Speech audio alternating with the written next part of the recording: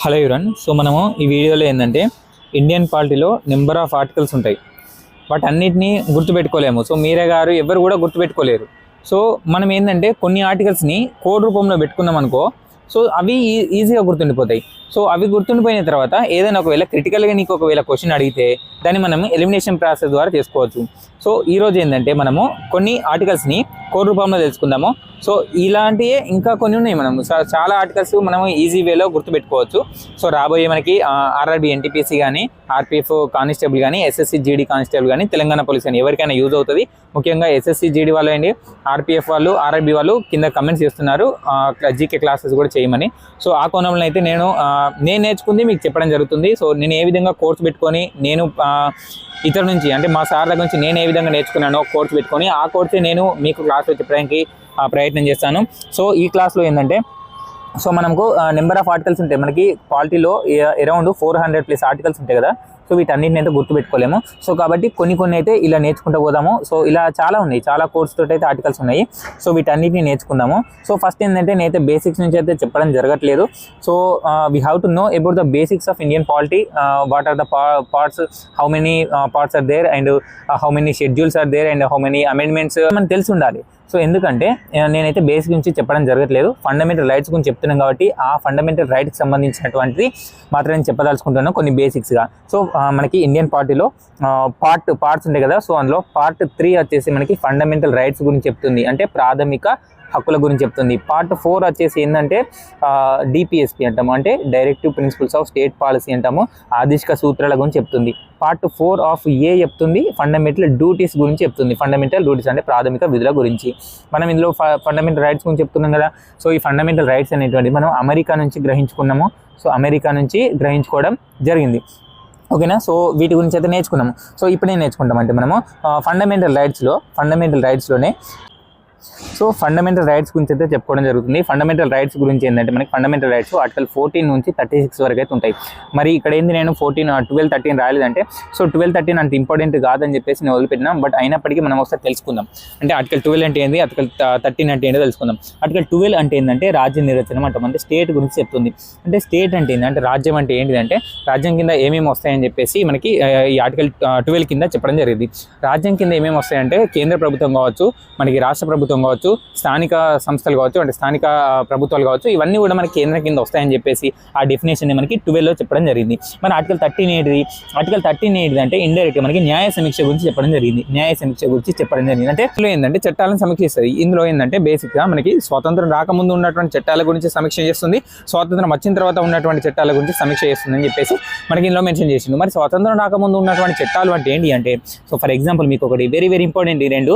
So 1829 in the year of 1829 Sati abolition act so మనకి తీసుకురావడం జరిగింది. ఎవరు తీసుకొచ్చారు మనకి అప్పుడు గవర్నర్ జనరల్ ఎవరు అంటే డల్హౌసీ కాలంలో సతీ సహగమన నిషేధ చట్టాన్ని తీసుకొచ్చారు. ఎవరి కృషి ఫలితంగా అంటే మనకి ట్రిబుల్ ఆర్ అంటే ఎవరు, రాజారాం మోహన్ రాయ్ యొక్క కృషి ఫలితంగా మనకి 1829లో సతీ నిషేధ చట్టాన్ని తీసుకొచ్చి గుర్తుపెట్టుకుని. ఆ తర్వాత 1856 వెరీ ఇంపార్టెంట్, ఇదేంటిది మరి విడో రీమ్యారేజ్ యాక్ట్, అంటే వితంతు పునర్వివాహ చట్టాన్ని కూడా తీసుకురావడం జరిగింది. అంటే మనకి అప్పుడు ఈశ్వరచంద్ర విద్యాసాగర్ యొక్క కృషి ఫలితంగా మనకి 1856లో వితంతు పునర్వివాహ చట్టాన్ని తీసుకురావడం జరిగింది. సో ఇవి మన స్వాతంత్రం రాకముందు ఉన్న చట్టాలు కదా. సో అంటే బేసిక్గా నేను ఎగ్జాంపుల్గా చెప్పడం జరిగింది. స్వాతంత్రం రాకముందు ఉన్నటువంటి చట్టాలు అంటే ఏంటి అని చెప్పేసి మనకి ఎగ్జామ్ పాయింట్ ఆఫ్ వ్యూ ఈ రెండు ఇంపార్టెంట్ కాబట్టి అవన్నీ కూడా ఇక్కడనే కవర్ చేయడం జరిగింది. సో ఇలా మనం ఎక్కడ పడితే అక్కడ ఇంపార్టెంట్ ఉన్నటువంటి మ్యాక్సిమం కవర్ చేసుకుంటూ పాలిటీలో ఈ ఆర్టికల్స్ బేసిక్గా ఉన్నటువంటి ఈ ఆర్టికల్స్ని సబ్ ఆర్టికల్స్ నేర్చుకోకుండా ఎక్కడైతే సబ్ ఆర్టికల్స్ కావాలో అక్కడ సబ్ ఆర్టికల్స్ నేను చెప్పడం జరుగుతుంది. అంతకుముందు మనము గ్రూప్ 2 తెలంగాణ గ్రూప్ 2లో తీసుకుంటే బేసిక్ ఆర్టికల్స్ అడగడం జరిగింది. ఆర్టికల్ 14, ఆర్టికల్ 19, ఆర్టికల్ 20, ఆర్టికల్ 21 చెప్పేసి బేసిక్ ఆర్టికల్ అడగడం జరిగింది. సో అలా మనకి ఒక 2-3 క్వశ్చన్స్ పాలిటీ క్వశ్చన్ చూస్తే మనకి బేసిక్ ఆర్టికల్స్ గురించి అడగడం జరిగింది గ్రూప్ 2 ఎగ్జామ్లో. ఈవెన్ మొన్న జరిగిన ఎగ్జామ్లో కావాలంటే పేపర్ ఒకసారి చెక్ చేసుకోండి.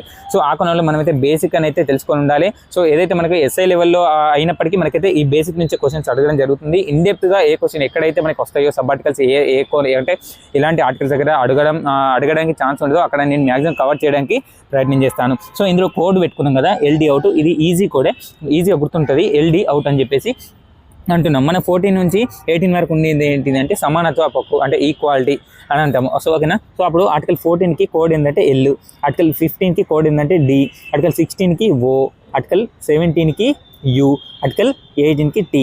సో ఎల్ అంటే ఏంటంటే లా అని గుర్తుపెట్టుకోండి. లా అంటే ఏంటంటే ఈక్వాలిటీ బిఫోర్ లా, అంటే చట్టం ముందు అందరూ సమానులే. మరి చట్టం ముందు అందరూ సమానులే అంటే ఇంకేమైనా మినహాయింపులు ఉంటాయంటే ఖచ్చితంగా ఉంటాయి. సో చట్టం ముందు సమానులే అంటే ఏంటంటే ఇందులో చట్టం ముందు అందరు సమానులు, చట్టం మూలంగా అందరు సమానులు అని చెప్పేసి అమెరికా నుంచి, బ్రిటన్ నుంచి తీసుకోవడం జరిగింది. సో ఇందులో ఏంటంటే చట్టం ముందు అందరు సమానమే అవుతారా? సో ఒక ఎగ్జాంపుల్ ఏంటంటే, ఒక మినహాయింపు ఏంటంటే, ఇప్పుడు రాష్ట్రపతి గారని, గవర్నర్ గారు కానీ ఉన్నారు, వీళ్ళ మీద క్రిమినల్ కేసు పెట్టచ్చా? పెట్టరాదు. ఒకవేళ సివిల్ కేసు పెట్టాలన్నా కానీ 14 రోజులు ముందస్తు అనుమతితోటి మనం సివిల్ కేసు పెట్టడం జరుగుతుంది. సో చట్టం ముందు అందరు సమానులే. ఆర్టికల్ 14 గుర్తుపెట్టుకోండి. ఆర్టికల్ 15 ఏంటంటే డిస్క్రిమినేషన్ అంటే ఏంటంటే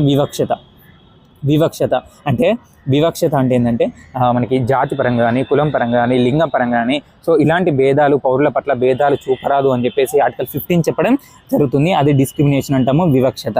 ఓకేనా, డిస్క్రిమినేషన్, వివక్షత. మరి ఆర్టికల్ 16 ఏంది? 16 ఓ అంటే ఏంటంటే ఆపర్చునిటీ.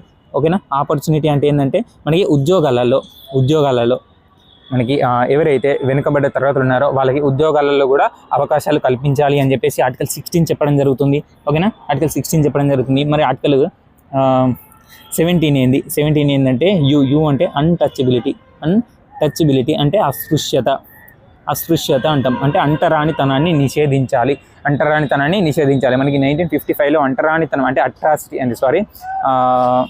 అన్టచబిలిటీ, అంటరానితనాన్ని నిషేధ చట్టం అని చెప్పేసి తీసుకురావడం జరిగింది. అది తర్వాత ఏంటంటే SC/ST అట్రాసిటీ యాక్ట్ కూడా మారడం జరిగింది. సో ఇది అన్టచబిలిటీ. సో ఆ తర్వాత ఆర్టికల్ 18 ఏంటిది? టీ అన్నాం. టీ అంటే ఏంటి? టైటిల్స్ అంటే ఏంటంటే బిరుదులు నిషేధము అని చెప్పేసి ఆర్టికల్ మనకి 18 చెప్తుంది. సో ఇక్కడ ఒక వెరీ ఇంపార్టెంట్ కేసు కూడా ఉంటుంది. అదేంటంటే మనకి బాలాజీ రాఘవన్ కేసు ఉంటుంది. Very important. ఏంటంటే మనకి ప్రభుత్వం ఇచ్చేటటువంటి అత్యున్నత అవార్డులు అయినటువంటి భారతరత్న, పద్మశ్రీ, పద్మవిభూషణ్, సో మనకి ఇవి ఉన్నాయి కదా, వీటిలో వ్యక్తుల పేర్ల ముందు, అంటే ఈ అవార్డు గ్రహీతలు వ్యక్తుల పేర్ల ముందు పద్మ అవార్డ్స్ అని పెట్టుకోకూడదు అని చెప్పేసి కేసు జరిగింది. బ్రహ్మానందం గారి విషయంలో చూసుకుంటే బ్రహ్మానందం గారికి పద్మశ్రీ వచ్చిన తర్వాత ఏం చేసిందంటే పద్మశ్రీ బ్రహ్మానందం అని చెప్పేసి హల్చల్ లేపారు. సో దాని తర్వాత కోర్టులో కేసు జరిగితే ఏమైందంటే పద్మశ్రీ బ్రహ్మానందం అని పెట్టుకోరాదు. సో స్లైడ్ క్లియర్ అయింది, మళ్ళీ చెప్తున్నాను. సో పద్మ అవార్డ్స్ గురించి ఆ విధంగా మనకి ఆర్టికల్ 18 గురించి అయిపోయింది. సో గుర్తుపెట్టుకుంటారా? ఆర్టికల్ 14 అంటే ఏంటి? కోడ్ ఎల్ అంటే ఏంటి? లా అంటే ఏంటి? Equality before law. So article 15 D అంటే ఏంది? డిస్క్రిమినేషన్ అయితే వివక్షత చూపరాదు పౌరుల పట్ల, ఇతరుల పట్ల. 16 అంటే ఓ అంటే ఏంది? ఆపర్చునిటీ. ఉద్యోగాల్లో కూడా ఎవరైతే వెనుకబడ్డ తరగతులు ఉంటారో వాళ్ళకి ఆపర్చునిటీ కలిగించవచ్చు. ఆర్టికల్ 17 ఏంది? యు అంటే ఏంది? అన్టచబిలిటీ అంటే అంటరానితన నిషేధ చట్టం, అంటరానితన నిషేధం. సో ఆ తర్వాత 18 టీ అంటే ఏంది? టైటిల్స్. సో ఈ విధంగా మనకు సమానత్వ హక్కులో 14, 15, 16, 17, 18 అనేటువంటిది చెప్పుకోవడం జరిగింది. సో ఇలానే చాలా ఆర్టికల్స్ ఉన్నాయి. ఫస్ట్ క్లాస్ కాబట్టి మీకు నచ్చితే ఇంకా కొన్ని క్లాసులు చేద్దాము. ఫర్ ఎగ్జాంపుల్ ఏంటంటే ఇప్పుడు ఈ స్లైడ్ తీసుకుంటే ఈ స్లైడ్స్లో కూడా కొన్ని కోడ్స్ ఉన్నాయి చూడండి. ఇప్పుడు ఆర్టికల్ మనకి 19 ఉంది. 19కి ఏంటంటే ఎఫ్ అంటే ఏంటంటే ఫ్రీడము. ఆర్టికల్ 20 ఉంది. సి అంటే ఏంటంటే కన్విక్షన్. ఆర్టికల్ 21 ఉంది. లా అంటే ఏంటంటే లైవ్, జీవించే హక్కు. 22 అరెస్ట్. 23 ఏంటంటే బెగ్గింగ్ అంటే. సో ఇప్పుడు ఏంటంటే ఇది కూడా ఇక్కడ ఎక్స్ప్లెయిన్ చేస్తాను చూడండి. ఇప్పుడు 19 ఉంది. 19 అంటే ఏంటంటే మనకి కోడ్ ఎఫ్సి ల్యాబ్ అనేటువంటి దీని కోడ్. నెక్స్ట్ ఎఫ్ అంటే ఏంటంటే ఫ్రీడమ్ అంటే ఏంటంటే మనకి 19లో చాలా ఆర్టికల్స్ ఉంటాయి. ఏ ఉంటుంది, బి ఉంటుంది, సి ఉంటుంది, ఓకేనా, డి ఉంటుంది, ఈ ఉంటుంది, ఎఫ్ ఉంటుంది, జి ఉంటుంది, ఓకేనా. సో ఏ అంటే ఏంటంటే మనకి వాక్ స్వాతంత్రం, ఇష్టం వచ్చింది మాట్లాడుకోవచ్చు. బి అంటే ఏంటంటే మనకి శాంతియుతంగా సమావేశాలు కూడా పెట్టుకోవచ్చు. సి అంటే ఏంటంటే సంఘాలు, పార్టీలు ఏర్పాటు చేసుకోవచ్చు. సి అంటే ఏంటంటే మనకి ఆర్టికల్ 19 ఆఫ్ సి ప్రకారమే మనకి 97 కాన్స్టిట్యూషన్ అమెండ్మెంట్ తీసుకొచ్చి మనకి ఏంటంటే ఈ సహకార సంఘాలు ఏర్పాటు అని చెప్పేసి తీసుకురావడం జరిగింది, ఓకేనా. సో సంఘాలు. డి అంటే ఏంటంటే మన దేశంలో ఎక్కడైనా సంచారం చేసుకోవచ్చు. ఈ అంటే ఏంటంటే ఎక్కడైనా స్థిర నివాసం ఏర్పాటు చేసుకోవచ్చు. ఎఫ్ అంటే ఏంటంటే ఇష్టం వచ్చినటువంటి ఆస్తిని సంపాదించుకోవచ్చు. సో ఇప్పుడు ఇది ఉందా అంటే లేదు. ఏమైంది అంటే 44 కాన్స్టిట్యూషన్ అమెండ్మెంట్ చేసి 1978లో మనకి ఇష్టం వచ్చినంత ఆస్తిని తొలగించుకోవచ్చు అని చెప్పారు. జి అంటే ఏంటంటే జాబ్ అంటే ఏంటంటే ఇష్టం వచ్చినటువంటి వృత్తి చేపట్టవచ్చు. సో ఇదేంటంటే ఆస్తి హక్కు ఏంటంటే ఫండమెంటల్ రైట్స్ ఏంటంటే మనకి వచ్చినటువంటి ఆస్తి అంటే ఆస్తి హక్కు ఉంది. ఆస్తి హక్కుని అప్పుడు ఏం చేసిందంటే తొలగించి మనకి 300A అనే ఆర్టికల్లో చట్టబద్ధ హక్కుగా పెట్టుకోవడం జరిగింది.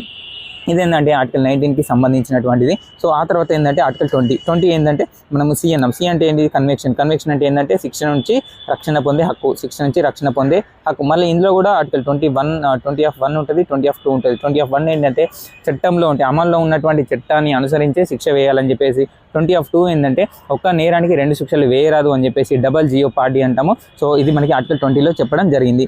ఆ తర్వాత వెరీ వెరీ వెరీ ఇంపార్టెంట్ ఏంటంటే ఆర్టికల్ 21 ఎల్ అంటే ఏంటంటే లైవ్, జీవించే హక్కు. ఆర్టికల్ 21 లైవ్ అంటే జీవించే హక్కు అని చెప్పేసి ఆర్టికల్ 21 అంటాము. ఈ 21A అంటే ఏంటంటే విద్యా హక్కు. వెరీ వెరీ వెరీ ఇంపార్టెంట్ విద్యా హక్కు. మనకి 86వ కాన్స్టిట్యూషన్ అమెండ్మెంట్ 2002లో మనకి విద్యా హక్కుని జీవించే హక్కులుగా భాగంగా చేయడం జరిగింది. ఇక్కడ ఇంకొక కేసు కూడా ఉండడం జరుగుతుంది 21కి సంబంధించినటువంటి, అది పుట్టస్వామి కేసు.